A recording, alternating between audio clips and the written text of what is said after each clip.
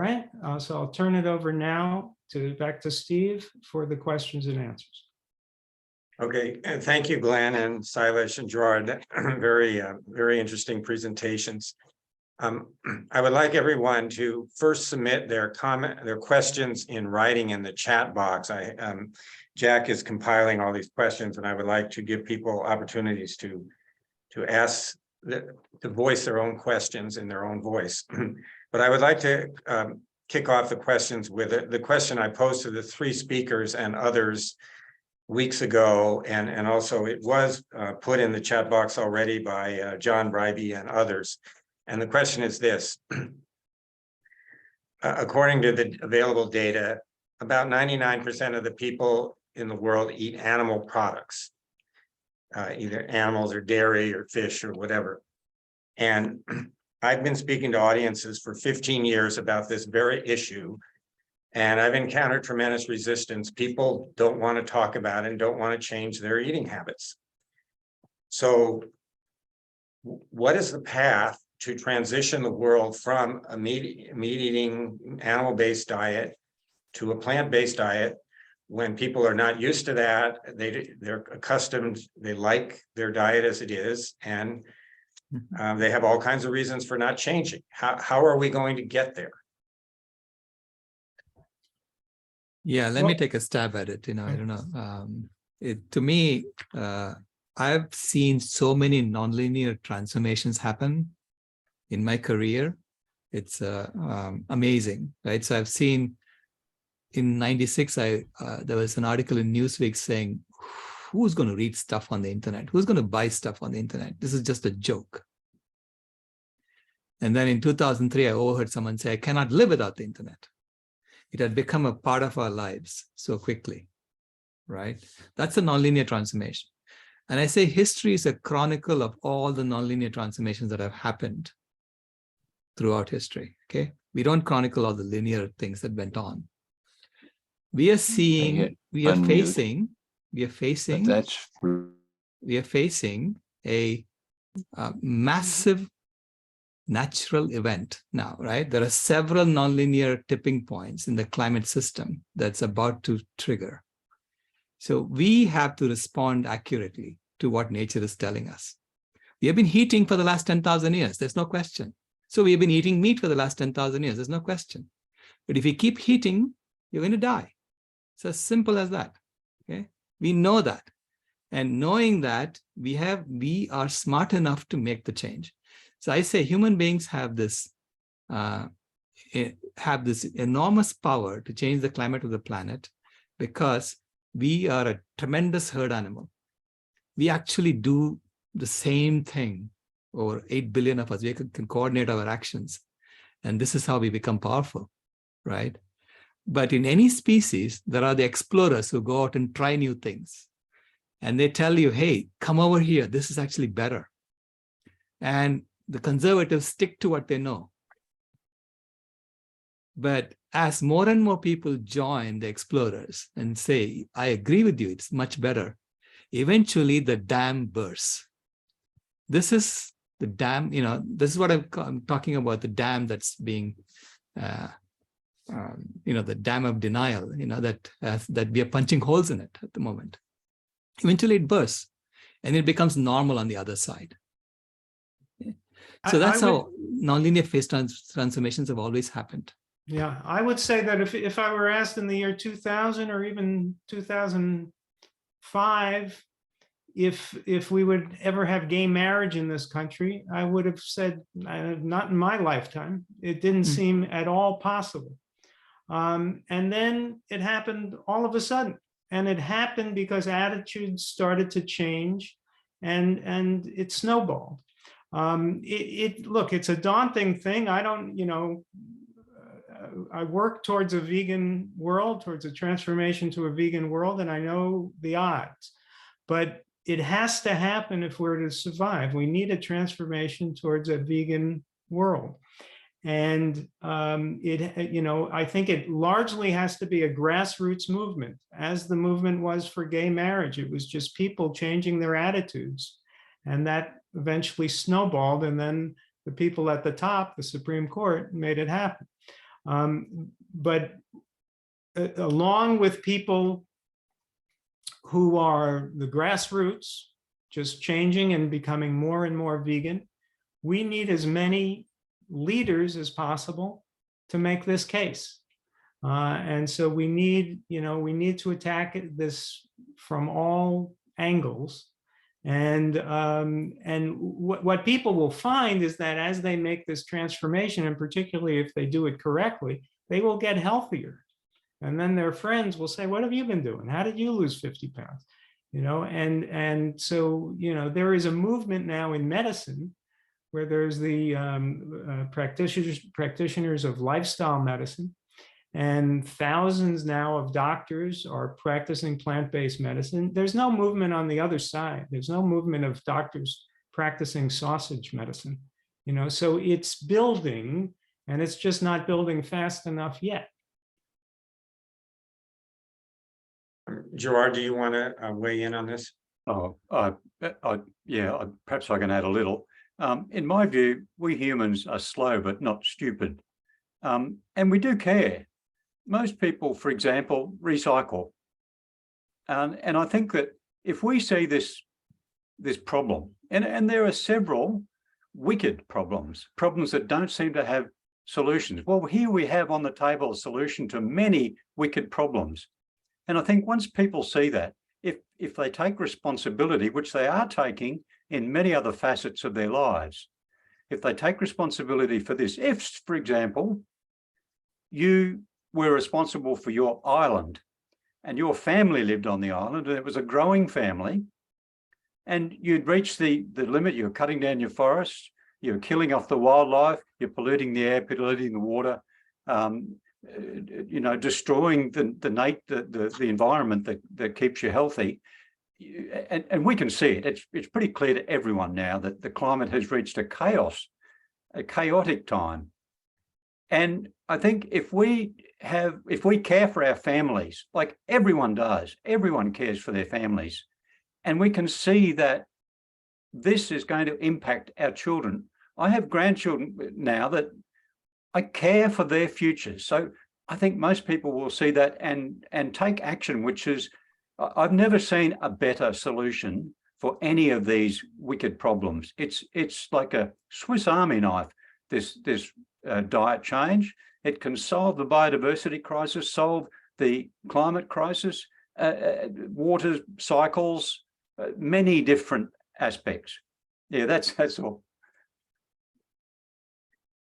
Okay, does anyone else want to comment on this question about how do we transition to a different way of eating?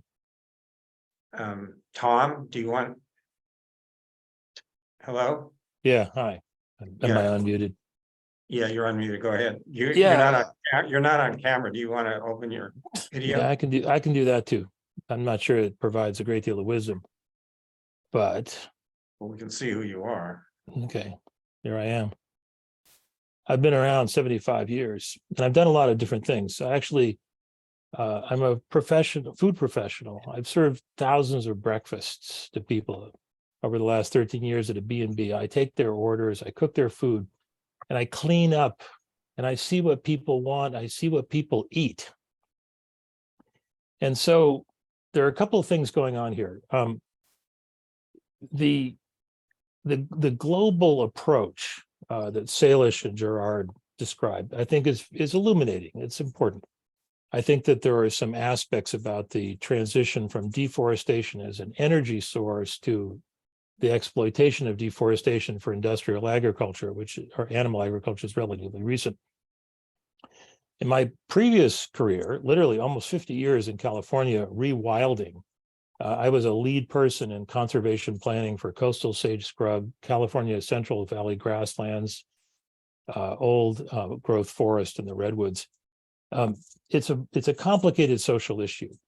And right now, there are so many barriers to the enlightened approach that's being described on this podcast or this group meeting that I think we need to pause and think about what the message is. Glen's message, veganism, it doesn't float. I've got out of 100 people, I have maybe 2 people who are vegans for breakfast. I've got maybe 15 vegetarians. And so if your approach is as, I don't know, what is it? What did Glenn say? Throw out all the meat and dairy in your home, never look back, and welcome to the side of the angels. Okay, that doesn't work. We're having a hard time even getting America to respect its own constitution. So I think that even though the message I'm getting is correct and the solution is obvious, it's sort of like, what's the answer to the Ukraine war? It's the Russians go home, like, duh, okay. But how do you accomplish the group movement away from self-interest? Cell phones, people love cell phones. In the developing world, the first aspiration actually is to have animal protein. Then they want a cell phone, and then they want a car. This is true. You go to China, they're eating more animal protein because practically every culture in this world has valued animal protein as a way of defeating poverty and malnutrition. A vegan diet is associated with poverty and malnutrition in a lot of cultures. And I'm not going to even get into Beyond Meat and Impossible Burgers, which are not the answer. I think that if I were to take the positive thing out of what we're dealing with here, we need to create movements that are not judgmental. Veganism as a religious cult is judgmental. Somebody said, I haven't eaten animal meat for 30 years. Well, screw that. That's not the way to tell people to change the way they relate to their diet and their planet. You need to be able to get people to buy in the terms of their own culture, not just North America, not just Southern California, but Africa, India, Asia, and North America. And I think that there are three things which come up. First of all, people have said that the powers that be in the governments have underestimated the impact of animal agriculture on global warming. And this is true.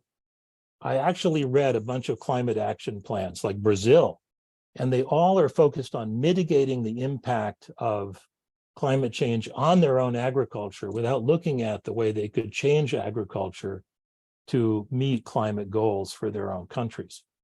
So number one, changing diminishing animal agriculture is a way to approach climate goals. The second thing is, of course, the planet cannot afford to feed people using the amount of animal agriculture we have. Sailesh's points are absolutely well met. We need to be able to get the governments to pivot towards how do you feed people when we really are running out of the ability to support them the way we would like to. And okay, Tom, could you wrap it up? Because I want to. Yeah, okay. And so the rewilding thing is important, but I think that in some senses, I think what you need to do is to think about how to replant the cultures in the world. There are a lot of vegan, vegetarian, low meat diets that we grew up with, but rather than just telling everybody they have to like abandon their meat goals, I think that we need to have a way to try to get people to move backwards towards a more sustainable way of eating. So those are my thoughts. Yeah. Okay. If I might just, I'm just going to respond. Yeah, briefly with this. I wrote a little book called The Pinky Promise, which is which I see as a 12 steps to transforming from a climate heating to a climate healing civilization. It's a 12-step program, and that's the 12 chapters of the book, the Pinky Promise book. It's something that my granddaughter taught me. Okay. So I invite you to take a look at that, because yes, you're right. It is a phase transformation. It's a complete shift. Okay. I assure you that the old colonial model is not going to work anymore. Okay? I assure you. And colonization, colonize the whole world. Congratulations, you've done that. And now those who are being colonized are saying, enough, we are done with this. Okay. We're not going to sit around and watch genocide happen in Africa or India and take it lying down. This is not going to happen. So this is why I say, yes, there are a lot of massive shifts that are being called upon by nature. Nature is forcing us to do this. And we have to respond accurately, otherwise we're going to die. So the question is, are we smart enough to do that? And I believe we are. So I have total faith in humanity that we are going to do this. We're going to pull this off. This is not like, the Haber-Bosch process or the 60s when we found a way to continue doing the same neocolonialism was cooked up in the 40s through the 60s, right? And Do you have a sense of how much time we have to make this transition before it's too late? How much time? well, there are 6 nonlinear feedback loops, climate tipping points that are in the 1 to 2 degrees Celsius range. As an engineer, if you tell me it's in the 1 to 2 degrees Celsius range, and what is your response to that? I'd say, please reduce the radiative forcing as soon as possible and check whether the tipping points are responding or not. Because they're not responding, then they've already been triggered. Okay, we don't know. This is why it's urgent to do this as quickly as possible. And I'm saying at most 3 to 4 years is what we have. At most 3 to 4 years. Well, 3 to 4 years to make a radical change. Make a radical shift in the way we deal with each other and with nature, See, I say there are 3 axiomatic shifts that need to happen. So if you know Donella Meadows and how she talks about system transformation, she'll tell you that there are, first it's basically the people have to rise up and say, we don't want this old system anymore. We want to change. That's the most effective way to do it.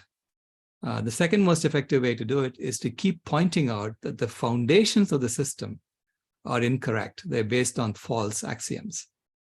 And our system is based on consumerism and supremacism. And both of those are false. And consumerism, you'll never get, we are looking for happiness by consuming more and more and more stuff. And this is why even the MIT model, World 3 model, or the Stockholm Resilience Institute's Earth 3 model assume that every individual is trying to consume an infinite amount of stuff. And that's obviously unsustainable, right? So we need to be looking for happiness within as opposed to outside. So it's a very, spiritual and cultural transformation we are talking about. And this is exactly what Gus Pett said too. I'd like to respond to what Tom said. I think what he's done is he's addressed very honestly and accurately what the problem is. If he serves breakfast to 100 people, he's absolutely right. Probably only 2 will be vegans. I would even be surprised if 10 or 15 are vegetarian.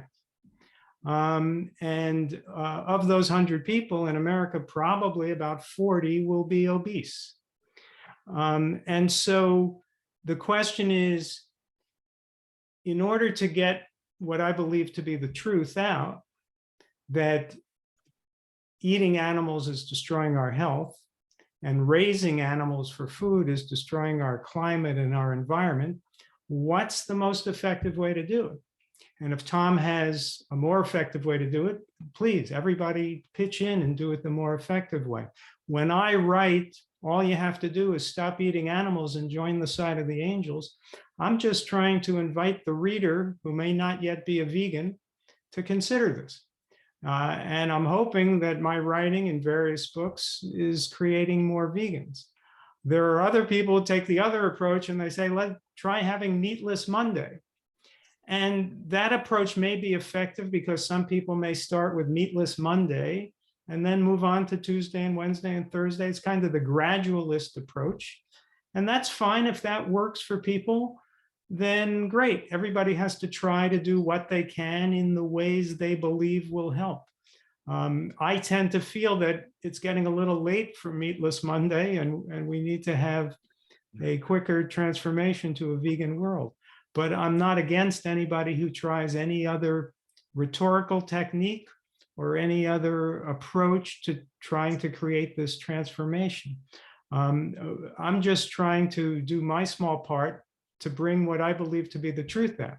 And the truth is that we are doing more harm to our planet with animal agriculture than with any other industry. And we're doing it only effectively to kill ourselves because it's not good for our health. Okay. Glenn, I yeah. gotta say, I'm serving a vegan breakfast tomorrow, but I presented it that I'm serving an Asian breakfast. Great. Vegetables and miso soup. Everybody goes like, great, that sounds cool. But if I present something that I'm judging them for their past choices, it does not work well. Just saying, you got to have people to lead gleefully into your future as opposed to telling them they got to eat Whatever pucks. works. Yeah, okay. I want to allow some other people to raise questions. At first, I want to mention that this meeting is scheduled to end at 8:30, but I'm not going to end it at 8:30 for anyone who wants to continue talking. I'll be here, and I hope others will stay on so we can continue this conversation since we have so many distinguished people and a great audience here. I'd like to continue it. I think, John Bribey, you had a question about how do we convince people? Do you want to ask your question, John? John, are you there?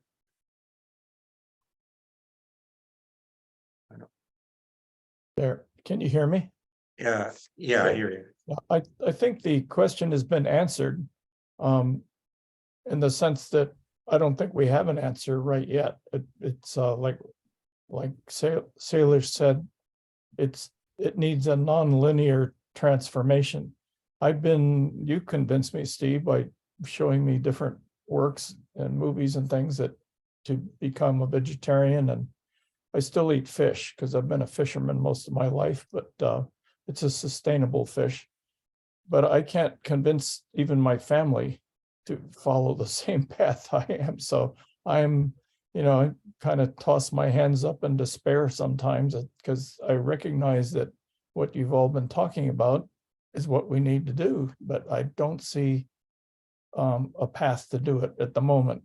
Though I do think if you think back 10 or 15 years that there were far fewer vegetarians than there are today. So it's maybe a question of needing to develop some more mass and non-meat eating people. I don't have anything else to add, but Yeah, thank you, John. I wanted to add one thing that I was listening to NPR this morning. Jen White, 9 to 11 a.m. was talking about the Jewish delicatessen. And I was just blown away by the fact that Jewish delis are now producing vegan corned beef sandwiches and vegan pastrami and vegan lox. And this was on NPR this morning. And it's like gourmet vegan corned beef. Like who would have guessed this would happen? So that was encouraging. So how about Jan Spencer? You wanted you have a primer for a paradigm shift. You want to say something about that? Yeah, sure. Thanks, Steve. And I appreciate everybody and all the comments made by your guests too. I'm on board with just about everything. I just want to point out that I put in the chat earlier about a primer for paradigm shift that I'm working on. I have the first 2 parts are on YouTube right now, and the next 2 will be appearing over the next couple of months. And I consider the animal agriculture or diet issue to be awesomely important, but they're only important symptoms of a larger problem that I think the guests have already alluded to as a just unbelievably corrupt economic system, which we have capitalism and its most wondrous product, the consumer culture, is when we start addressing those core issues, then we not only address the issue of food, but climate change, social disequity, species extinction, A to Z. So is there time to make all the changes? I kind of doubt it. I don't think that's going to happen. But the more people who do, the better. So I think that's one thing we can be positive. And people don't be shy about being a good example of what needs to be done. So please have a look in the chat and have a look at the primer. It's lots of awesome information. It's mostly of people who are already creating a preferred future in their own lives. You don't need permission to do this for most of us middle-class people. And I'm sure a lot of people here are doing a lot in their own lives too. And if you're a pioneer for a preferred future in a sensible, tactful way, share what you know with other people and don't be shy. Thanks. Thank you, Jan. Yeah, check out the chat reference that Jan put in there. Robert Bowman, you had a suggestion about If I may just, taxation. let me Sorry, just, go ahead. Yeah, just so go ahead. respond. Go ahead. Jan, go ahead. everything you said, I absolutely agree with you, except I want to point out to you that Henry Ford said, if you think you can or you think you cannot, you are usually right. So you start by thinking you can, you get it done. So we'll figure it out. We'll figure it out. You know, I'm not saying we all know the answers. I'm just saying you need to start with that assumption. I never started an engineering project thinking I can never do it, because then I won't have the motivation to continue, right? So that's the one thing I would say to you. Thank you. Thank you, Sailesh. Okay, so Rob Bowman, you had a suggestion about a tax incentive. You want to say something about that? Yes, much of modern civilization is guided by these economists who insist that the wise and invisible hand of the free market needs to make all of our decisions for us. And then with a straight face, these clowns turn around and nonchalantly brush aside countless true environmental and social costs. So why don't we just have a chimpanzee with a Ouija board making our decisions for us? At least the chimpanzee would have maybe a 50% chance of getting it right. So anyway, my life was changed when I read The Ecology of Commerce in the early 90s by Paul Hawken, and he argues that we really need to change the whole tax structure, because rather than taxing us on our income, which we should encourage, we should be taxing on our pollution and waste, which we wish to discourage. And I think just start by exempting the first $30,000 or $40,000 of income from taxation, and compensate for the revenue shortfall by placing a hefty tax on fossil fuels, which would also transfer into agriculture and meat products. And then the economy would start behaving the way we want it to. And people wouldn't like it, but they need to be told, so, all we're asking is that you pay something approximating the true environmental and social costs of your lifestyle choices. Get over it, That's all I got to say. All true, and you have to factor into that we're currently subsidizing animal agriculture. Almost all our farm subsidies go to reduce the price of meat, dairy, and eggs. Okay, well, Robert, thank you for that suggestion. It sounds excellent suggestion. I don't know. Doesn't seem like it would fly at the moment, but certainly worth advocating for that. Robert, are you aware of what's happening in New York City? If I may just. Yeah, go ahead. Go ahead. See, in New York City, Eric Adams, the mayor, he has made all the food in hospitals default vegan, okay, default whole food plant-based. And with, gourmet dishes, there are 14 different dishes that have put into these New York City hospitals, and they sound amazing when you look at what they're describing. And apparently, every patient can, of course, ask for a meat-based dish if they want to, but the default they get is vegan food. And apparently more than half the patients are eating the default food, okay, which is really encouraging. So when someone in a position of authority says, yes, this is right, this is the right way to do it, suddenly it just shifts completely. It's just like the Surgeon General said, it's smoking causes cancer. Then suddenly everyone, began to take that as the truth. Until then, there were 7,000 papers saying smoking causes cancer, but no one really paid attention to it. Yeah, thank you for bringing up Eric Adams. I have his book, Vegan at Last. I think it's a great book, and the guy's mayor of New York City now. Like, it's amazing. So how about Mark Rabinowitz? You have a comment about situational awareness. Do you want to say something, Mark?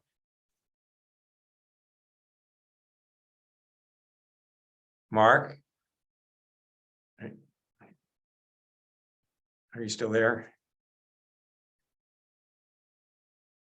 I don't know if maybe he's not there. Okay, how about Karen Fink? You have a comment about converting Yeah, I Convert- just was kind of agreeing with others' comments that I do think it's really important not to just sort of let people, accept that people are part of the natural ecosystem, and maybe some of what we're doing right now isn't, it doesn't seem natural, but I think we can think of it as part of a natural process. And if the natural process plays itself out in one way, it'll kill us off. Or if we adapt, it won't. And I think that is kind of part of evolution. And I just think sort of accepting that and not blaming people for their food choices is a helpful way to just be able to talk more openly and get people on board. So are you suggesting we just talk about these issues? Is that what you're saying? No, I'm just saying that, like, I kind of agreed with Jamie of, like, when we are talking to others, not being judgmental about other people's food choices, I think helps to get them to be more open to listening to, Okay. talking about converting. Yeah, Karen, I use the analogy of us going on, we are running a marathon. We're running a marathon and we have been going, it's been a straight path until now. It's all heat. And now suddenly you have to heal. So which means you have to make a U-turn at the end to get to the finish line. And instead of taking the U-turn, we've gone straight ahead for a little bit. So now we have been called to come back, you finish the race. Instead you've gone to the McDonald's, so, and I say, no marathoner after training for so long would stop the race, 99% of the way in. No one would do that. So let's finish the race. Okay, so let's finish it and do it right so that our children have a future. So I'm curious, anyone of the 63 people that were on this webinar as of a little while ago, has anyone changed their view as a result of seeing this information and hearing this discussion this evening? Has it changed anything in you hearing these presentations and discussion? Does anyone want to chime in on that question? I would like to say something. I mean, this is Jonathan Sheila, and I'm a family doctor and have a practice in lifestyle medicine and have given a lot of talks about both the health and environmental consequences. Well, my quick answer to your question is no, it hasn't that much, but that gets at what I want to say, which is I think the evidence is so crystal clear. And Sailesh mentioned about how the smoking story took so long to come out. The problem is that we're fighting vested interests of animal agriculture. And, what I think we need, and Sailesh also, I think, inferred the fact that we just need to reach a tipping point quickly, where we get enough people on board that we can start making some of these changes happen. So we don't have to convince 100% of people. I don't know what the tipping point is, maybe 12%, 10% or something, but we got to get there fast. And I've been impressed with the power of, I think we need people who are experts in advertising, and people who are experts in making films, and people who are experts in changing people's opinions, because we have to, I don't think that, I know from what I do, I mean, I live in Durham, I'm Duke University, the city of medicine, and my colleagues in medicine don't know what they're we're so badly educated in nutrition. I think we have to get help from people who are good at changing public opinion quickly. And I think that's not me, actually. I think it's, my son is a filmmaker with National Geographic. I mean, he has a better chance of making a big change than I do. And I think people who have a training in things like advertising, in changing people's opinions is what we need. And so thank you for Steve for asking the question. Was anybody's mind changed? Because I think the answer for most of us is no. And that's all I have to say.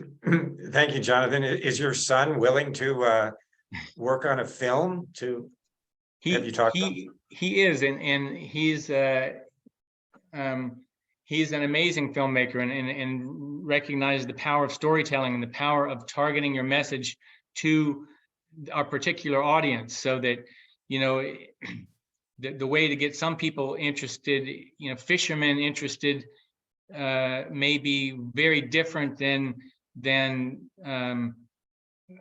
you know, a city dweller who you know, works, who doesn't have much contact with the environment. So I think we need a lot of tailored messages, and we need a lot of smart people like my son who know how to get this message across quickly and well. Well, thank you for that suggestion. I'll follow up with you afterwards about this, because yeah, I'd like to pursue that. My father was a filmmaker. Okay, so I'd like to hear from a few more people, and anybody who's willing to weigh in on how has this discussion affected you, if at all. Let me see. Dennis Reynolds, you asked a question about if somebody won the lottery, how would you spend the money? Do you want to ask your question, Dennis? Actually, my name is Donna. Okay. Unless there's a Dennis Reynolds here too. Oh, sorry. Sorry. Yes, when the lottery got up to $1 billion recently, I thought, oh my gosh, $1 billion. What could you could actually make a difference with $1 billion. And at first I thought, oh no, you know, I've got to give it to everybody I know a little bit. But then I thought, wait a minute, how could I effectively and realistically promote veganism? And my first thought, you know, buy an ad on the all the football games, like the Super Bowl, or buy up all the ranches and the dairy farms and the chicken farms, and then give the people just I guess a little money to keep them going, or somehow try to transition them. But I was wondering if anybody else is realistically thought, if you had a lot of money, and of course, then it goes with, we don't need the billion, we don't need to win the lottery, but if all of us contributed $100 or whatever, every vegan in the US, how could that make a difference? So, you know, that's a great question, Donna, because I say that we need to focus on those who are sitting on the fence, who are about to jump the fence, you know, so go to, as you said, dairy farmers who are struggling, you know, help them out, basically help them transition to plant-based farming. And people have done that in Europe, you know, like Europe, they're using the same subsidies that they get as dairy farmers, they get also when they're raising animal sanctuaries. And so we are screening a documentary at our next VCOP. We have a vegan convergence of the peoples every quarter. And we come together and talk about how do we solve climate change holistically and realistically. And that's next one is happening April 29th to 30th. It's a Saturday and Sunday. And so we're going to be screening a documentary called Transformation, which is about transforming dairy farmers. And so I would also then focus on schools, because schools are where we are being miseducated first, made to go after meat as protein and calcium for milk for calcium. And, you know, I mean, when you think about it, it's really nonsense, but children are fed this nonsense. Okay? And we get brainwashed into following along. And so focus on the education system and the food system. Those are the two systems that need transformation. And I have, you know, we are also trying things out, like giving away healthy food for free. Okay, we do that in Santa Monica. So we have food healers programs around the world. But in Santa Monica, California, we are doing it with music and fun, and, you know, and giving it away to everyone in the beach. It's not just poor people. Everyone gets to eat this. And they ask you, why are you doing this? And we are saying, we want healthy food to be free. Okay, that's the system we want. And so and they say, yeah, that makes sense. We want that to happen too. So we are getting more and more people interested in it. And when we started, we were giving out maybe 200 meals. And now we are over 1,000 meals, depending on the day. So we do that once a month. So it's growing, and you can see that grow. And similar things are happening around the world. Yeah, the documentary you mentioned, how can we watch that documentary? Oh, just register for a week up. So let me show you. Let me put the link for that. And so we have 10 hours each day. We talk about solving climate change.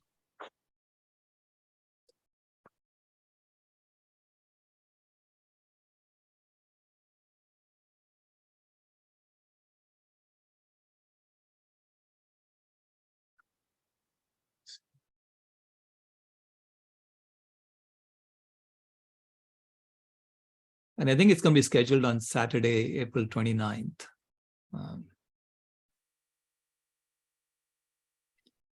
But we have Dr. Sparsha Saha from Harvard talking about social justice issues.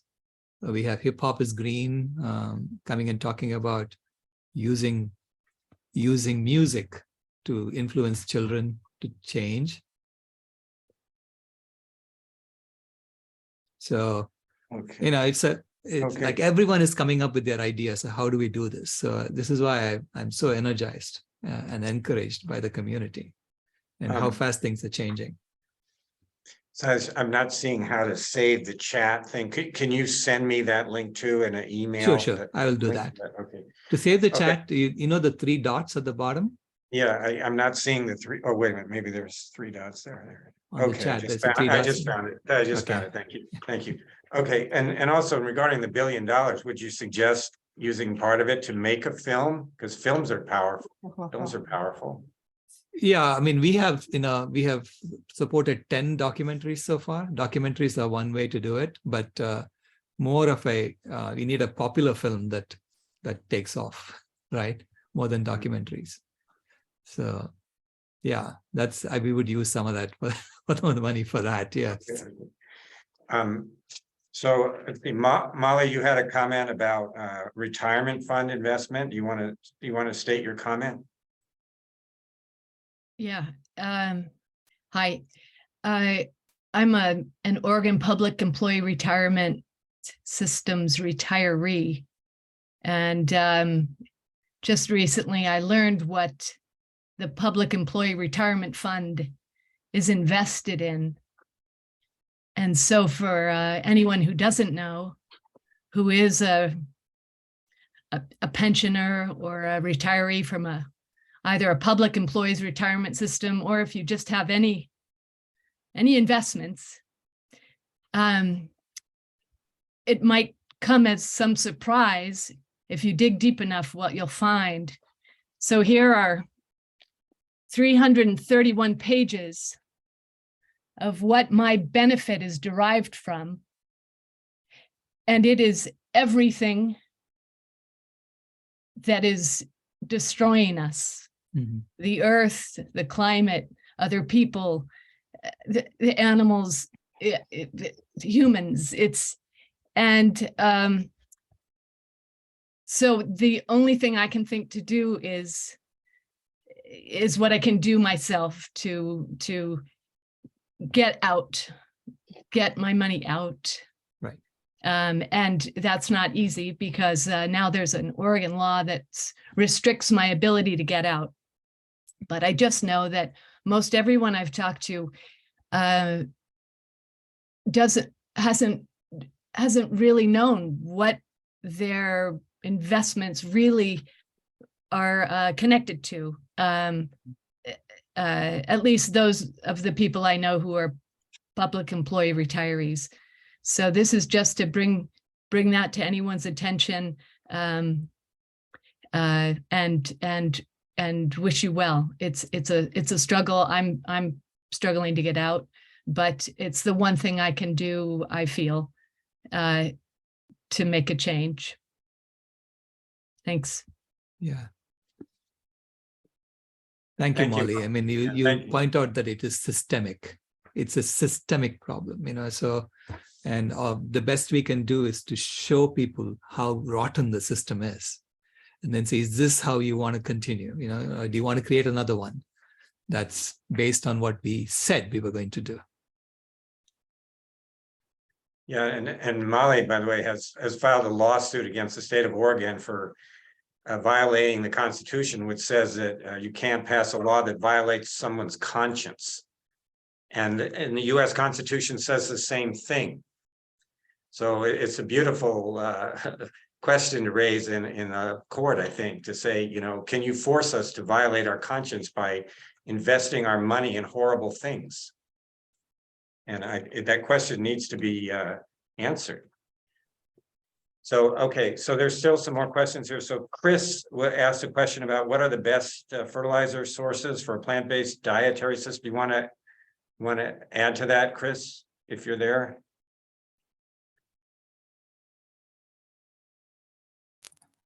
No, mine was a question and I think it got answered in the chat. So thank you. Okay, there was a question, what are the best fertilizer sources for a plant-based dietary system? So I don't know if Chris is still there, but do any of you have an answer to that question? Yeah, there are entirely organic agriculture systems and that use composting for creating soil that can be used. So I'm actually attending a vegan forest festival in India. That's run from Sadhana Forest, which has been doing this for about 15 years in India, and they regenerated an entire desert into a forest. Can you put a reference in the chat box, Sailesh, about that, about veganic fertilizer? Yeah, organic, just look at Okay. organic permaculture. Okay, and Krista, since you're there, can you briefly say something about what a citizens' assembly is and why it is, why it's beneficial? Okay, so I put at the very beginning of the chat a link that has a lot of information about citizens' assemblies if you want to, anybody who wants to find out more. So it's something being promoted through the Extinction Rebellion, and their Extinction Rebellion, their focus is that the reason we can't implement any of these great solutions is because we don't really have democracy. And a lot of scholars say the next step in democracy are citizens' assemblies. It's one way to innovate democracy. And so it's a way that these various solutions could get some attention. And I could go on about citizens' assemblies. They're basically, it's sortition and where you get a cross section of the public. They're administered by a third party, but then they carry the weight of government. And there are people making who listen to different viewpoints, and then they come up with suggestions. And there are permanent citizens' assemblies. One is in Eastern Belgium and another one, the city of Paris. And then there have been climate citizens' assemblies in various European countries with varying degrees of success. And they're gaining more momentum. So I just wanted to bring them up as a strategy that gives people power so that these many solutions get attention. That's all.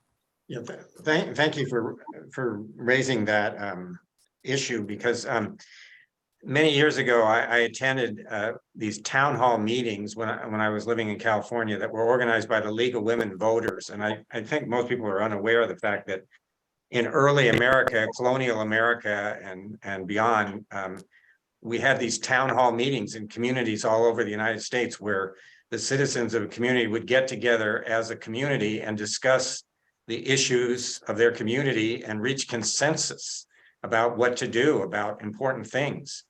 And it's a beautiful process. I was involved in it for a period of time. And I think the Citizens Assembly sounds like a similar process of basically empowering the people to deliberate on their issues and come to consensus decisions with the aid of a facilitator.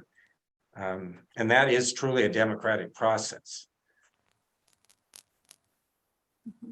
So anyway, I think you put information in our chat box about if you want to read more about the Citizens Assembly process, and I'm going to look into it more myself.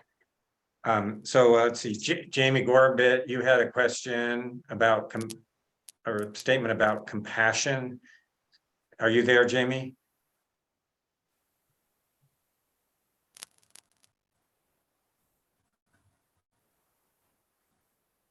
Okay, maybe she's not there anymore. She wrote, "The secret lies in self-compassion and other compassion. Focus on your positive effort and do not expect perfection."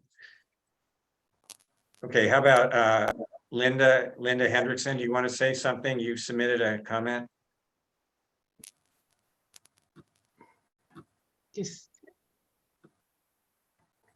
Well, I was just thinking about how one of the things that I think needs to be done is to make it really fun to eat plant-based food, because I think a lot of the emphasis is more on, presenting statistics or showing how bad everything is. And I think people are attracted to something that's positive. And I did read an article. Unfortunately, I don't remember the exactly what it was, but they were talking about how there was a study done that showed that it was in a cafeteria setting, and if they labeled the food as healthy, fewer people would eat it than if it was just like, say, corn or something like that. But if they gave it an indulgent, what they called an indulgent label, that more people would eat it. And I think that is a good example of the kind of thing that I'm talking about, that somehow that moving to a plant-based diet needs to be seen as a really super cool, positive, fun thing to do. So that was my comment about it. Yeah, what you're suggesting is exactly what Greener by Default is doing with the Stanford University. And Stanford University cafeterias, now 65% of their offerings are vegan, and 80% is vegan or vegetarian. So they are making the names of the vegan dishes really exotic, and putting and the taste is also amazing. So they got chefs who have worked out good recipes that the students really love. So making it fun to make that transformation, try it out. And apparently they're having tremendous success. So I'm really happy that that's going on. I'm suggesting to them that they need to also do the opposite, make the animal food stuff, the menu items sound horrible. And so that people don't want to eat it, Anyway, these are all amazing, these are psychological tricks we play with our minds, right? So we start doing the right thing. Yeah. I want to say, Linda, that I agree with you. And in all my books, in Food is Climate, I put recipes in the back from, thank you, from a number of chefs. And it is important to encourage people to do this for every reason, including the fact that it's fun. And it's also fun not to get heart attacks, to stay healthy. People have more fun when they're healthy. And I put in the link earlier today, a little 10-minute play that I wrote, in which I'm trying to make people laugh about these issues, but also get the point across. So if you could make people laugh at the same time that you inform people, that's all to the good. And I just think everybody has to do what they can. So whatever, if your talent is to sing, and you can sing a song that helps make people aware, then do that. Everybody has to just play their part. I don't view it as being judgmental when you play your part and make your case strongly. Yeah, I'd like to point out, I went to a retreat series that was held at a Methodist retreat center, and I actually talked the center into doing a whole week-long menu of vegetarian foods, vegan and vegetarian foods. And that was a big effort to get them to do this change. But I suggested when they sent out the food questionnaires to their retreat participants, instead of just asking people to check boxes for gluten-free and the typical things that they ask, vegetarian, gluten-free, is they have a box saying factory farmed. Do you want to eat factory farmed meat? And that they could specifically select the harmful choices, that they actually have to check a box saying they want to eat this harmful choice. And the director of course didn't want to do that, but they hired a cook to cook the most amazing vegan food for this retreat. And she was extremely skillful at very complex sauces and flavors and things, such that the people were enthralled with the food and didn't miss having the meat because the food was so interesting and flavorful. So it is possible, but it takes effort. Gary Martell has a comment about gating is a very personal and emotional topic. Gary, are you there? Gary? Yes, I'm here. Could you hear me? Yeah, go ahead. Yeah, go ahead. So I'm sorry, what was your question? Well, so go ahead and state your comment. Can you state it for the group? Well, overall, I am very supportive of the viewpoints that have been expressed tonight. And I believe that most of the people attending share a common viewpoint and a common concern. And yet, I like to view myself as a very positive person, but I seem to kind of feel very negative about the potential to change attitudes regarding eating. I think eating is a very, very emotional, culture-driven activity. And we're talking a lot about what can be done locally and maybe nationally, and yet what needs to happen is a global change. And we need a global change in order to avoid some real catastrophic changes in our future. And so we're looking at people in many different countries, many third world countries where populations are exploding, people looking to better their situation. And as someone mentioned, going to a meat diet is one of the first things that people turn to when they're getting more resources, and they feel like it is a privilege to enhance their standard of living. Also, the statistics that were presented tonight are very convincing to me, very important, and yet I know, based upon just individuals and what is required to institute a change, presenting statistics to people where the statistics are contrary to their way of thinking, often those individuals become resistant and even double down in their position when faced with these strong statistics. So it's a very, very difficult situation. I mean, on the medical side of things, I've been in the medical field for 40 years.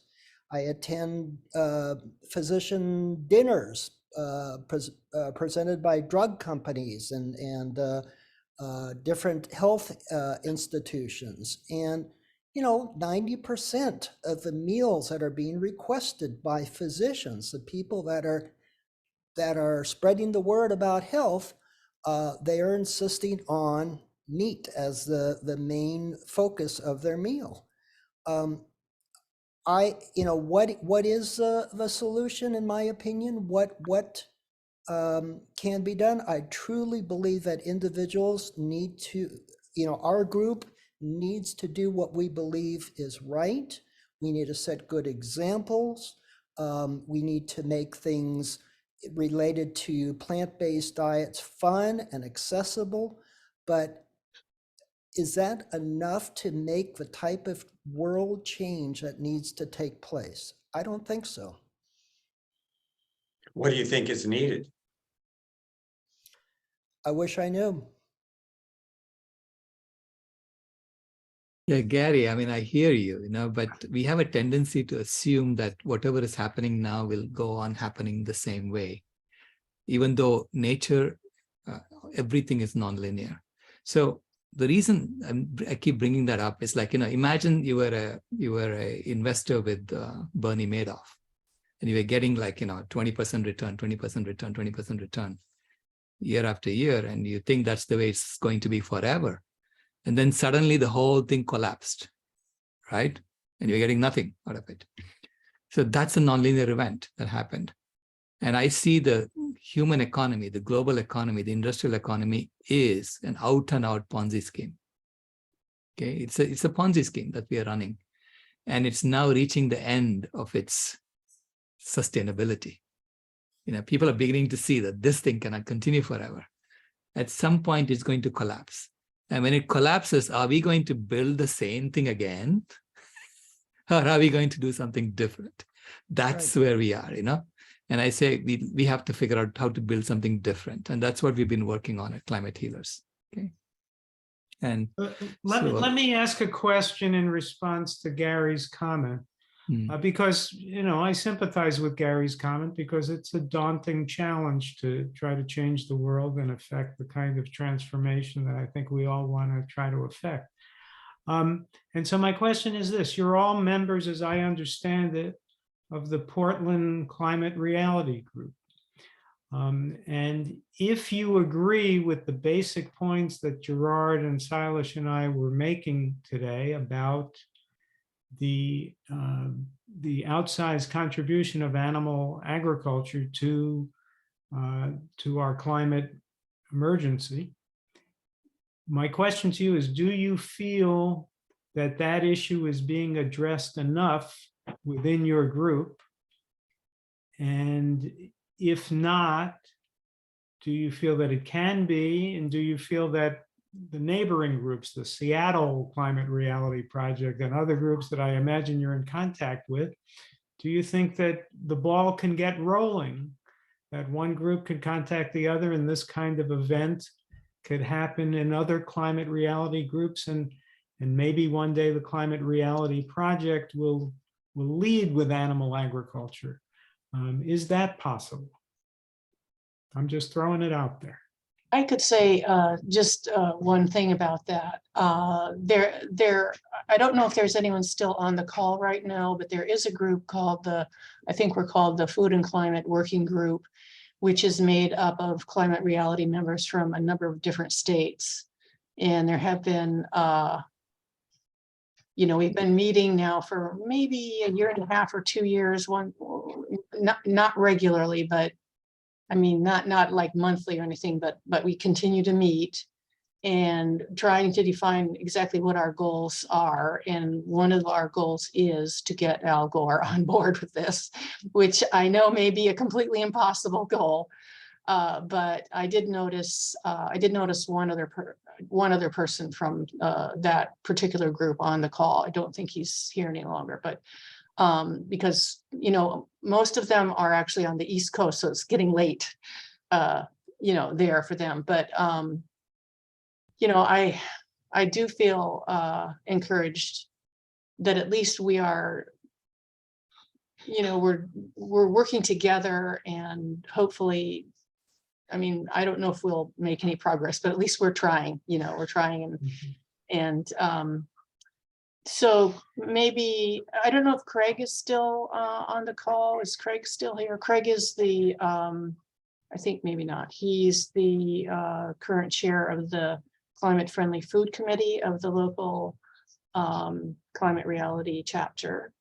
And that committee is fairly new. I think it's been around now for maybe 3 years, and took us quite a while to determine exactly what is climate-friendly food, to come to an agreement about that. Must have taken several months of discussion to come to that, agreement.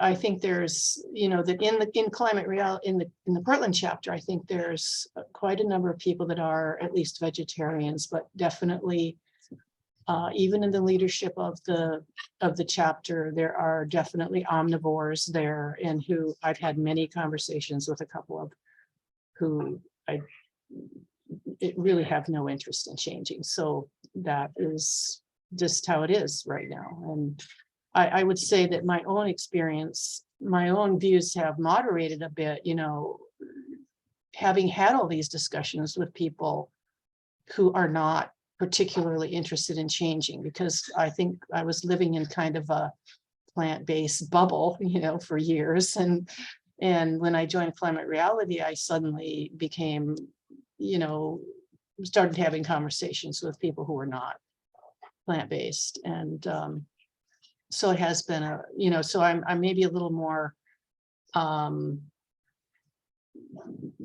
but maybe I should say slightly less judgmental, about the idea of maybe, people looking at being flexitarian or reducitarian or something like that.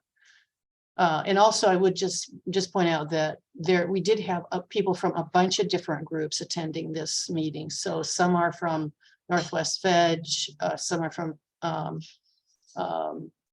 plant-based Portland meetup.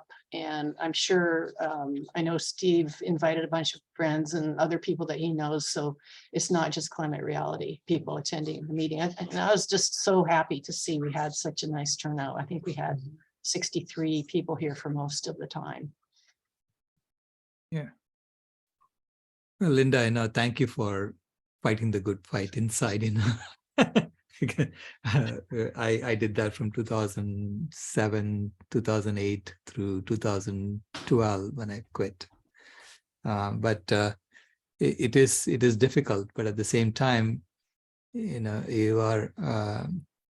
are making people think, okay, by being there, and I'm sure you're having an impact. To me, it is really focusing on those who are willing to change and helping them change. And as more and more people change, then there'll be more and more people sitting on the fence saying, I also want to change. I would like to just give just a little shout out to my husband, who has, been not too excited about the changes because we've been married for 45 years, and we both used to just be omnivores and totally unaware. And as I started changing, it took him, he's a little resistant at first, but he's about 95% on board now. So, people can change. Yeah. 45 years. It only took 45 years. Yes. See, but it's a moral progression, just like it's a moral progression, like anything that has happened in human history. Like, we used to beat kids and then we stopped doing that. And now it's, if you beat a kid, you're going to go to jail, right? So it's become like an immoral thing to do. Same way we used to abuse women, no, women weren't allowed to vote, and that changed. Gay people weren't allowed to get married, and now that changed. So these are all moral progressions, and we're always progressing. We never go back, right? Yeah. And if you get 95% of the way there in 45 years, I think it's just 2 or 3 more years. No, things can switch really fast. Okay, that's what I'm saying, because the signal from nature is getting stronger and stronger and stronger, and so that's working in our favor. Right. And in the sense that nature is saying, you better do this now, you better make that U-turn and become a climate healing species. So I call it an evolution from Homo sapiens sapiens, which is like a wise hominid. How much more narcissistic can you get, calling yourselves the wise hominid, right? To becoming Homo ahimsa, the non-violent hominid. And that's the evolution that's happening now. So is Christine Brazel still there? You had a comment about the word vegan being triggering for a lot of people. Are you still there, Christine? Yeah, I'm here. Okay, yeah, do you want to make your comment? Well, so, there's the conversation, how do you persuade people to become vegan? And you really don't. You show them why your choices are better. You don't tell them that you're better than they are. You show them that, hey, your cholesterol's down. Good for you for not eating 7 eggs this morning because that's what your paleo doctor told you to eat. But I work in healthcare, so my patients don't want to die. And they're really reluctant to change, but maybe a little bit because they realize they're hitting 70 and 80. They've had a couple stents. They're on a lot of meds. Maybe they've had cancer already. So we're not preventing any diseases with them. We're preventing their death, hopefully by changing things slowly. And then they might say, my grandkids have been eating this newfangled vegan food. Maybe it won't kill me. And you just start the conversation kindly with them, and you get them interested in the bigger picture. Like, I'd like to pick up my grandchildren that are running around, but I can't bend over because I'm 100 pounds overweight. So it's not about shame. It's about letting people feel like they're stepping positively towards a good choice, healthy for themselves, healthy for their family. Maybe they're not in the hospital so much. And then they can maybe see the bigger picture. If I want to live to 100, I can't be eating this right now. But people really want to do whatever they can get away with. And people have stopped smoking. And people have going into veganuary around the world. We have drynuary as well. And people are going, hey, maybe I shouldn't be drinking a 6-pack every night. So it's happening, and it'll happen faster because it'll pick up speed. But I don't think it's about black and white or never eat an egg again. It's about if you reduce 90% of your intake over 2 or 3 years, you made a huge difference. And you've shown other people how to make some chickpea curry that you would have never eaten a year ago. So I can see my patients slowly changing that way too, eating hummus, something that would have horrified them if you'd served it to them when I first met them. So it's just the persistent, gentle support, the positive changes, and giving people lists like Dr. Greger's Daily Dozen, or sending them to Chef AJ and going, this is how you learn how to cook delicious food. It doesn't have to taste bad. Give them a recipe for their favorite vegan swap for chocolate chip cookies. Makes a big difference. They have something they can change that they enjoy. And then they will change a little bit more. And I think that really motivates people quite a bit. Do you avoid using the word vegan when you talk to your patients? Oh, as much as possible. Yes. If they bring it up, I will bring it, I will reflect it back, but I would never start a conversation with that. It definitely is a huge trigger word. People get angry. And then I hear about it. So there's that, but they just shut off. They don't want to hear that word. It's not a bad word. It's just so overwrought. But I mean, I tell people, hey, if you eat vegetables for a day, you're hardly a vegan. Vegans don't buy leather. They don't wear wool. They don't eat honey. And then they get it. Maybe there's a scale that they can participate in reasonably, knowing that they're not going to become vegans, but they can become plant focused, plant forward, flexitarian. And they don't have to do it today. They can do it over time and try out things they like. Most people don't know how to cook beans. Where are you going to get your protein from? They don't know how to cook. They're living out of, their traditional food. So it just takes a while to persuade people. Like you said earlier, Linda, you have to make it tasty and fun. It should be enjoyable. It shouldn't be a punishment because you've already had a heart attack or cancer. But I meet people who have heart attacks and cancer, and I say, if you really want this to go better, try this a little bit harder. And some of them do. They say, I really actually want to be vegan. And then they get all giddy and they get excited, but they have to bring that up. You can't put it on people at all. I also use the acronym for vegan. Vegan is vitally engaged guardians of animals and nature. And it totally doesn't appeal to most of the people I see, but I like that one. Yeah. So I use that. And I also think that, if it triggers people, it's not a bad thing, because we don't change when we are feeling comfortable. right? We only change when we feel uncomfortable. So when someone told me, hey, when you said that, it made me feel ashamed, and so don't do that. And I said, actually, you are amazing because you felt that shame. That means that you have the sensitivity to what I said. So I say welcome that, because I didn't change because I was feeling good. I changed because I knew I was doing something wrong, and I realized that, right?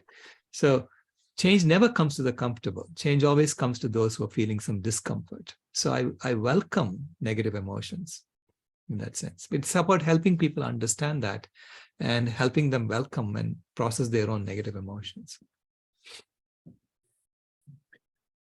Well, I appreciate you're saying that, but so many of the people that I invite to this event go no, I'm not interested. I'm in 2 men's groups, hardly anybody was willing to come and listen, I'm guessing they would feel shame, but they don't want to show up.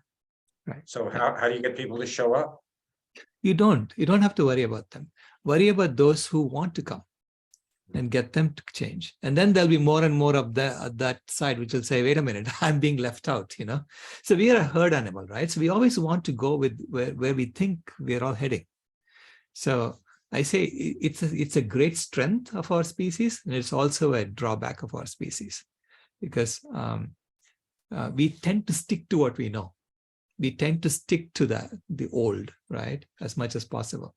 And that's made us heat up the climate. I mean, that's the power that made us heat up the climate. Now that we know that we're heating up the climate, we have a responsibility to maintain it, to stabilize it, to harmonize it. So we are the climate harmonizing species of the planet. So you have to ask people, do you want to remain a climate heating species forever, or do you want to come along? So we haven't heard from some of the people out there. So anyone who hasn't spoken yet, would you like to speak? We'll have a moment of silence for someone to just pop in there.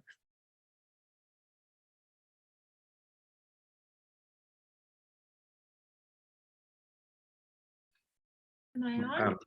I Yeah, don't know how go to ahead. do it. Yeah, go ahead. Am I on? Okay. I just want to say, I just miss hearing everybody talk like this. I've been trying to find my other vegan friends, and I think here they are. So I don't know too many people that care as much as I care about all of this. And so I just been really enjoying listening. I don't know. Did you hear me? I wasn't sure. Yeah, I hear you. I Okay, hear you. I'm good. Thank you for sharing that. Yeah, I hope to jump in and get more involved in some of these other things. This is really great. Anyone else want to share something who hasn't spoken?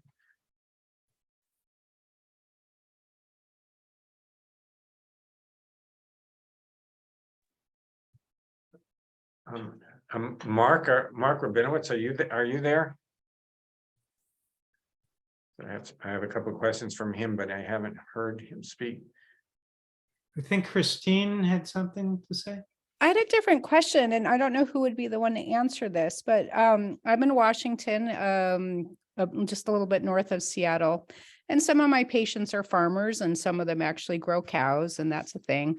But what I hear from them is that the ability to butcher animals is getting harder to do.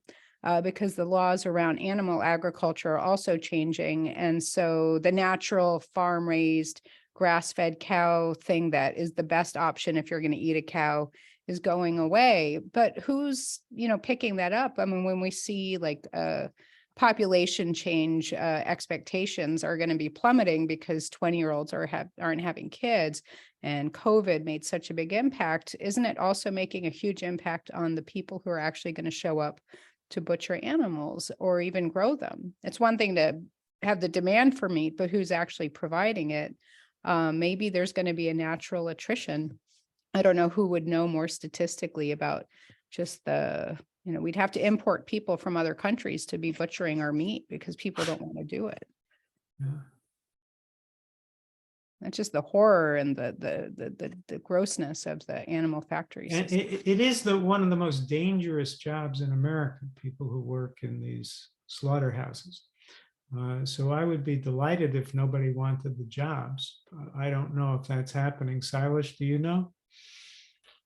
Yeah, I know that most of the workers are illegal immigrants. I mean, people are being bussed in to do that, and they don't have any rights, so they can't complain. You know, so they, and the turnover rate is huge in that industry, but that's the industry where I mean, I see that as basically prison labor. Yeah, that's what we're doing. You know, we're using prison labor to get meat on the table for people. Yeah. When COVID struck, that was the industry that President Trump made sure that nobody had the right to not go to work. He was forcing people to go to work in slaughterhouses. Right. Yeah, it's a horrendous job working in a slaughterhouse or these meat processing plants. It's a horrendous job, and it's hard on the body and your mind too, and emotionally. Let's see, there was a Stephanie, are you there? You made a comment about Vegan Organic Network. Are you there?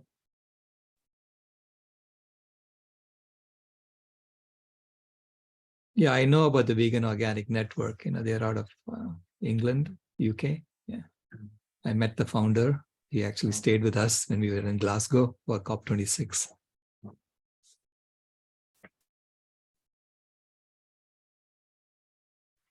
So anyone else want to add something?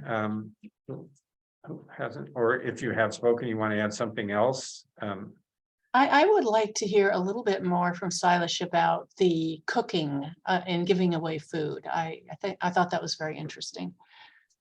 Yeah, it's called the Food Healers Initiative. The idea there is cook a healthy, whole food, plant-based, complete meal. So we have this Unity Stew recipe, and it's fairly flexible. It's a recipe template, so you can do anything you want with it. And but pretty much it has a bean, a grain, and vegetables, and it's enough spices to make it tasty, right?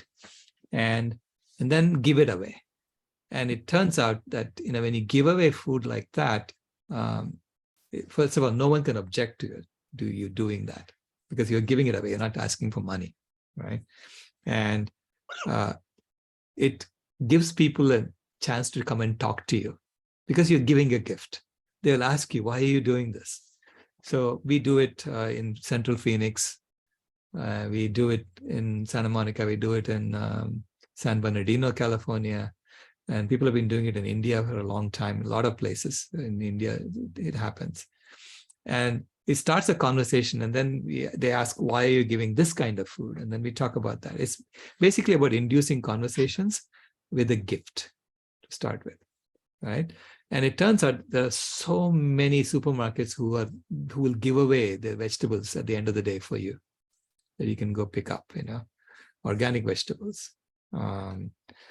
And you just need a few grains you can buy in bulk, and those are fairly cheap when you buy in bulk. And after that, your cost is pretty much next to nothing. So I'm recommending people do that, you know? Yeah. So where do you actually do the cooking, and then how do you let people know that it's happening? Yeah, there's some people who do it in temples or churches where there's a commercial kitchen, and then they either give it out. In Santa Monica, we give it out on the beach.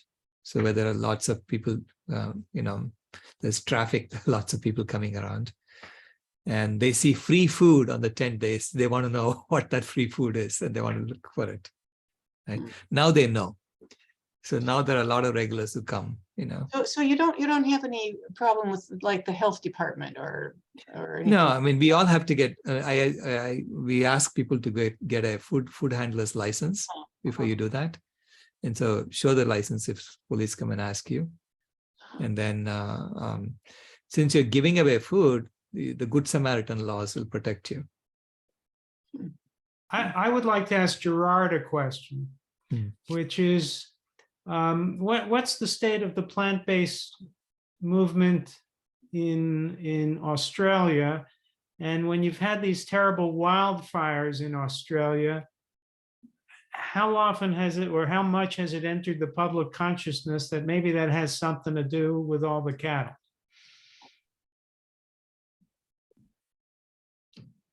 You're muted, Gerard. Sorry, yeah, really good question, Glenn. We are, of course, a huge meat-eating nation, just as the US actually. But the media in this country, of course, we're the home of Fox out here and Rupert Murdoch.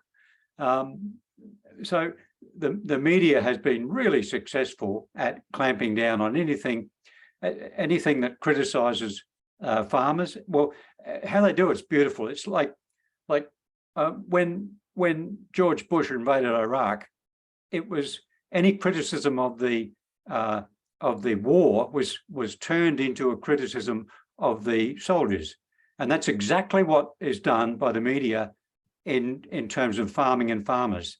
Any criticism of farming is turned into a criticism of the farmers, and no one goes there. So it's politically off the agenda. There's no discussion about it.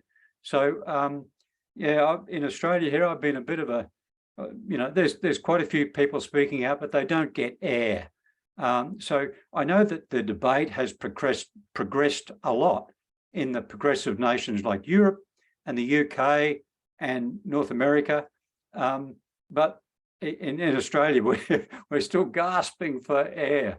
So it's a bit unfortunate because more than half the country is devoted to grazing animals. And even though a small percentage of the farmers, last year we had Beef Week, right? And I did a report with another group on the environmental impacts of beef. And I did a short video, which I put up on YouTube, and we were taken to court. They jumped on us straight away, even though everything that we said was absolutely correct. They didn't like it being pointed out. And so, that's one of the ways that people are gagged is through legal proceedings, of course. So, yeah, we're sorry to say we're a long way behind, but in this discussion about trying to convince people that don't want to be convinced, I'm exactly with you, Sailesh. You don't even go there. You look for the low-hanging fruit, the ones who are with you already, strengthen them, get them understanding better the environmental impacts, or in my case, environmental impacts. See, my job before I left government was a science job mapping deforestation. Each day we saw 10 square kilometres, that's 2,500 acres cleared for beef. Okay, so grass-fed industries were destroying 2,500 acres of bushland forest every day. Now you see, no one sees that. It's out in the country, it's out in the bush. But just to witness that, it just rips your mind off. Wow, this is really going on. So you can't help but be influenced by that. But most people stay in their cocoon, and most people live in the cities and aren't exposed to that. But I never have arguments about people who are solidly in their own camp, because one thing I learned a long time ago, you never win an argument. But what Linda was saying, introduce them to the positive aspects, and others were saying, introduce them to the positive things, look at the benefits, and be the example. I mean, Sailesh is doing such a wonderful job with the free food, but I just spent Christmas where we had the whole family here, 12 people in the house for 2 weeks, and I was the main cook to keep it vegan, and that was amazing. Everyone loved it. So a bit of creativity there, but it's possible, and that turns people and influences many, many more people than you think it does. So that's the way it's going to happen, I think. Yeah. Thank you, Gerard, and thank you, Steve, and everybody. I have to go because I'm on East Coast time. So thank you all, Sailesh, everybody. Thank you. Thank you, Glenn. Thank you for being here, and thank you for your book. Thank you. And those of you who have it, thank you for reading it. Okay. Jack, do you want to make your comment?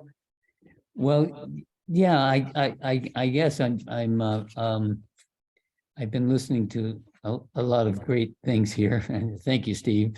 I wanted to. I'm not showing up on the video. What do I do about that? Hit the video icon at the Start bottom of your video, that screen. one. That's me. Okay, great. I want to say first of all that I've been a vegetarian that for a long time, but always cheating on eating an egg now and then, and cheese now and then, and it was actually Steve that showed me butter that tastes better than butter, made from cashew nuts. And my son said there's an entire industry in Los Angeles now about nut butters. And there are a whole group of selected nut butters that you can get now. So just that in itself was really great, because then, you eat your toast in the morning and you're not using animal-based products for it. It's great. But the other thing is the challenge seems huge globally, because how do you convince, say, the Japanese to not eat fish, or the Norwegians to stop eating cheese, or the Argentinians to stop eating beef, because their whole culture is based on it, and their whole economy is in fact based on it. And it makes me think, well, maybe you could, because in those countries there are a lot of educated people, and slowly, as you were saying, Sailesh, that eventually you reach a kind of tipping point, and maybe it can happen more quickly than you think it can happen.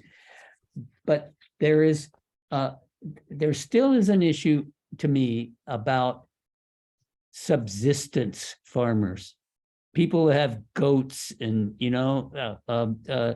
animals that live on rocky territory that you can't grow plants. Maybe that's not a huge part of humanity, but there would be still meat eaters even in a almost perfectly vegan agriculture system. That I'm just saying. Yeah, I mean, we cannot imagine what would happen when this transformation takes place. Because to me, it's for instance, I let the vegans in Argentina figure out how to get Argentinians to go vegan. Yeah. And I help them, I want to help the vegans in Japan get the Japanese to go vegan, because they understand their culture and they can figure out how to get them to go vegan faster than the rest of us can, So to me, it's, it's their problem. For us, it's what is my role? My role is to help people around me to go vegan. So when I went vegan, the first thing I did was I increased my social connections. I did not decrease it. I started going and staying with my relatives and staying with my friends. I never went to hotels. And then they would ask me, why are you eating like this? And then I would have a conversation, because it's really about conversation. It's an infection. I mean, use an infection model, right? So you're like the pro-COVID. You want this to happen more faster. So you're infecting people. And well, you have an infective personality, and that helps. Thank you, Jack. Yeah. Also, what we consider to be subsistence farmers now, I mean, they are really at the bottom of the pyramid right now, right? So they're struggling. And if you tell them, look, we need a new system in which everyone feels like they belong. Because I say, as soon as we admit that we're changing the climate of the planet and we own the climate of the planet, we are in an engineering project. There are 8 billion engineers in this engineering project. Every engineering project begins with telling every member of the team, you belong. Yeah, good. And we will take care of you. The community will take care of you, right? So if you tell them, we will take care of you, but we'll only give you vegan food, you think they will say no? No, they'll eat it. So that's the thing, right? Yeah, thank you. Yeah. Yeah. By the way, talking about the free food that Sailesh was offering, I came up with this project a year ago to have a tasting table in front of this very popular grocery store in Eugene, where I just put out all these vegan alternative foods like oat milk and macadamia nut milk and cashew yogurt and vegan sausages, and they were free samples with toothpicks in them, and people would come up and they would try them and they go, oh, this is nice. Oh, and they sell it. They sold all this stuff inside the store. So it was good, except I did the project in December and it got freezing cold, like right after I started, and nobody wanted to help me do it. And so after a few times I stopped doing it, but it was engaging some people. Some people went, they're mostly curious, like, oh, what are you doing here? And why are you sitting here? And stuff. So, but it was a way of introducing alternative foods to people who had never tried these alternative yogurts and things, alternative ice cream and all kinds of things, there's tons of alternative vegan foods out, and a lot of them are quite good. Mm-hmm.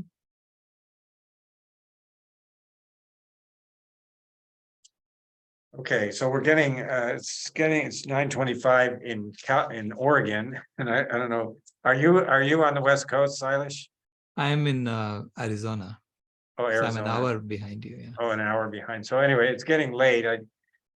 There's I'd two like to people with their There are a hands couple up. of questions. Oh, okay, yeah. okay. What I don't see the hands, but anybody with your hand up, go ahead and speak. Yeah, my name's Robert, and I am not an optimist, and I get tired of American optimism, but success can come through in other avenues. Because of all the dire consequences of the Ukraine war and many other reasons, food is going to is getting much more expensive, and meat is going to be getting much more expensive. And people don't always change because they want to. Sometimes people change because they have to, like the Victory Gardens that came out of World War II. People didn't want to do that particularly, but they had to survive. So I don't want to just rely on goodwill and hope and optimism. I think we are in extremely difficult times, and a vegan diet might be economically the solution that might drive it. Economics could drive this more than hopeful optimism. Just wanted to point that out. I'm done. Thank you. Yeah. Thank you, Robert. I consider myself a realist, not an optimist, because I have to be as an engineer, because I have to really look at the problem, in its stark terms. And that's what I trained myself to do. But I also know because I've worked with nonlinear systems before, I also know that with nonlinear systems, it's impossible to predict what's happening. So the best you can do is to just pull in the right direction and keep going. And Robert, what did you mean by economics will drive the change? What can you say a bit more about that? Like eggs, the price of eggs is doubled at least. That could drive someone to become to try veganism, whereas before they wouldn't consider it. And because Ukraine and Russia and Belarus control much of the fertilizer that is required for mass agriculture worldwide, food prices are going to keep going up, particularly animal feed. So, the economic problem that we're facing could drive veganism. That's my point. Okay, thank you. Thanks. So someone else who wants to speak? I don't see who's raising hands on my computer. Amy, are you still here? Do you see whose hand? Donna has a hand up. Yeah. Yeah, Okay. actually, yeah, Donna or Dennis Reynolds. I had a question about doctors and how best. I love what Eric Adams has done. I love it. And so does he have a template that all the states can copy or what do I do as a patient? I'm in the Kaiser health system. Oh, yeah. who is it? I know they do promote plants, but the doctors I talk to, several, they just, they say, no, I'm not vegan. My cardiologist, no, I'm not vegan. So Yeah. what can I do to get all the doctors on board? Yeah, see, Eric Adams has a program for doctors and medical professionals. He announced that a couple of months ago. He signed a deal with the American College of Lifestyle Medicine that every medical professional in New York City will get 5.5 hours of free training from ACLM, okay, worth $44 million. And so they cannot say they don't know anymore because they're getting that training for free. And so this is something that the ACLM is willing to do with large organizations. I'm sure they can do that with Kaiser as well. So every Kaiser doctor and every Kaiser nurse and nurse practitioner and medical technician can get free 5.5 hours of lifestyle medicine training. I'm sure we can arrange that for you. So this way, the idea there is that once they get that 5.5 hours of training, some of them will want to get certified in lifestyle medicine, and therefore ACLM will recover some of the money back, you know. Okay. So that's how they're doing it. It's like a loss leader, you know, to give that free 5.5 hours of training. So how do we get the ball rolling? And like me as an individual? Yeah, I mean, you can write to someone in Kaiser, you know, saying, you know, I mean, can you connect them with the head of ACLM? Padmaja Patel, I think, is the head now. Okay. Yeah. And then because ACLM is trying to give this away. Wow. Great. So they announced that with New York City, and they're asking other states, other cities, come along, we'll do it for you too. You know, it's all online training, 5.5 hours of training. Okay, good. Thank you. Sorry, what does ACLM stand for? American College of Lifestyle Medicine. I just wanted to chime in there just to say that I believe that the organization Greener by Default was also involved in helping convince the hospitals to offer the plant-based meals. And Greener by Default was founded by Katie Cantrell, who actually lives here in Portland. So yeah, maybe absolutely. working with her would be helpful. Great. Okay, and anyone else have a hand up? No, that's it.